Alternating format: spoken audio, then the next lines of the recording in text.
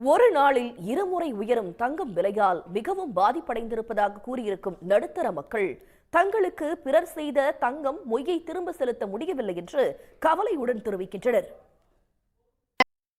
எல்லை தாண்டி மீன்பிடித்ததாக கூறி கச்சத்தீவு அருகே மீன்பிடித்துக் கொண்டிருந்த ராமேஸ்வர மீனவர்கள் 30 பேரை இலங்கை கடற்படையினர் கைது செய்து 4 விசை படகுகளையும் சிறைப்பிடித்துச் சென்றனர். அதிமுக கூட்டணியில் தாவேக்க இடம் பெறுவதற்கான பிள்ளையார் சுழி போட்டுவிட்டதாக அக்கட்சியின் பொதுச் செயலாளர் பழனிசாமி தெரிவித்துள்ளார். நாமக்கல் மாவட்டம் குமாரபாளையத்தில் நடைபெற்ற பிரச்சாரத்தில் பேசிய அவர் இவ்வாறு தெரிவித்தார்.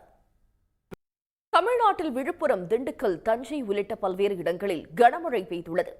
இதனால் மக்கள் மகிழ்ச்சியடைந்துள்ளனர். தமிழ்நாட்டின் வனப்பகுதிகளில் காட்டு யானைகளின் எண்ணிக்கை குறிப்பிடத்தக்க அளவுக்கு அதிகரித்திருப்பது வனவிலங்கு ஆர்வலர்களை மகிழ்ச்சியில் ஆழ்த்தியுள்ளது. பீகார் முதற்கட்ட தேர்தலுக்கான வேட்புமனு தாக்கல் இன்னும் 4 நாட்களில் தொடங்க உள்ளது. இந்நிலையில் இதுவரை அந்த மாநில தேர்தல் முடிவுகள் எப்படி இருந்தன, அந்த மாநிலத்தில் நிகழ்ந்த பிரதான அரசியல் மாற்றம். பீகார் முதற்கட்ட தேர்தலுக்கான வேட்புமனு தாக்கல் இன்னும் 4 நாட்களில் தொடங்க உள்ளது. இந்நிலையில் இதுவரை அந்த மாநில தேர்தல் முடிவுகள் எப்படி இருந்தன, அந்த மாநிலத்தில் நிகழ்ந்த பிரதான அரசியல் மாற்றங்கள் என்ன என்பது பற்றிய ஒரு செய்தி தொகுப்பை இப்போது பார்க்கலாம். செய்திகளை விரிவாக பார்ப்பதற்கு முன்பாக முதலில் இந்த நேரத்திற்கான தலைப்புச் செய்திகள்.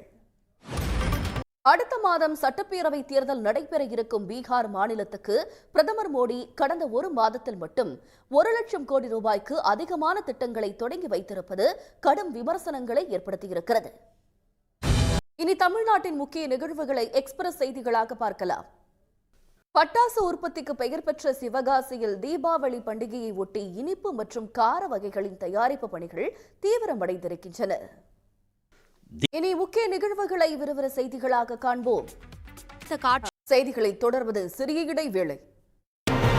கோவை கொடிசியா வளாகத்தில் இன்று தொடங்கும் உலக புத்தொழில் மாநாட்டை முதலமைச்சர் மு க ஸ்டாலின் தொடங்கி வைக்கிறார். இது பற்றிய தகவல்களை தருவதற்காக உலகம் முழுவதும் நடைபெற்ற முக்கிய நிகழ்வுகள் சிலவற்றை முதன்மை செய்திகளாக இப்போது பார்க்கலாம்.